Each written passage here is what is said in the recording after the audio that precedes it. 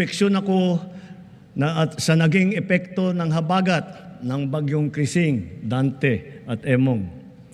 Kitang-kita ko na maraming proyekto para sa flood control ay palpak at gumuho. At yung iba, guni-guni lang.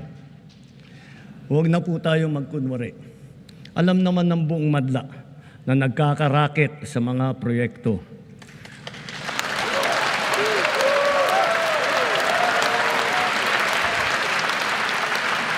Mga kickback, mga initiative, errata, SOP, for the boys.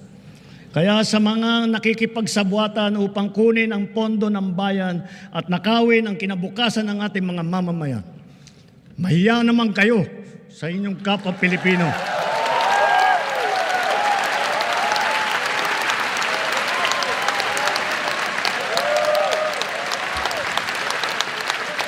Mahiya naman kayo sa mga kabahayan nating naanod o nalubog sa mga pagbaha. Mahiya naman kayo, lalo sa mga anak natin na magmamana sa mga utang na ginawa ninyo na binulsan nyo lang ang pera.